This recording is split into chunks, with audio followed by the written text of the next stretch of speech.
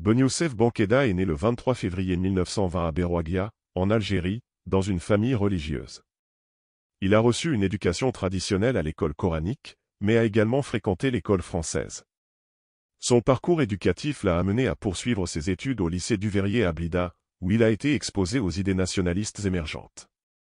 C'est au lycée Duveyrier qu'il a rencontré des figures clés du nationalisme algérien, telles que Mohamed Lamine de Baguine, Saad Dalab, Aban Randan, Ali Boumangel et Mamed Yazid.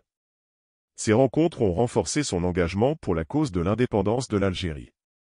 En 1942, Bankeda a rejoint le Parti du peuple algérien, PPA, devenant rapidement un militant actif. Son opposition à la conscription des Algériens pour combattre aux côtés de la France pendant la Seconde Guerre mondiale lui a valu d'être arrêté et torturé en 1943. Malgré cette épreuve, Bankeda a poursuivi ses études en pharmacie à Alger, obtenant son diplôme en 1951. Son engagement politique s'est renforcé au sein du PPA-MTLD, dont il est devenu le secrétaire général en 1951. Arrêté à nouveau en 1954, il a rejoint le Front de Libération Nationale, FLN, peu de temps après sa libération en 1955.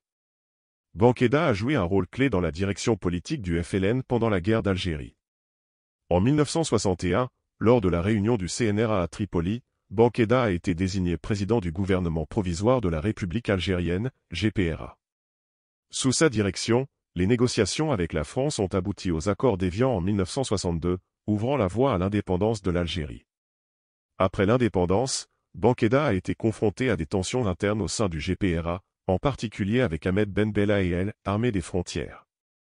Pour éviter un conflit armé, il a choisi de se retirer au profit de Ben Bella, marquant ainsi la fin de son mandat à la tête du gouvernement provisoire. Tout au long de sa vie politique, Bonyoussef Bankeda est resté un défenseur de la démocratie et de l'unité nationale en Algérie. Il a continué à militer pour un système politique inclusif, prônant la participation de tous les courants politiques dans la construction de l'État algérien indépendant et démocratique. Son héritage en tant que leader nationaliste et homme politique engagé reste important dans l'histoire de l'Algérie.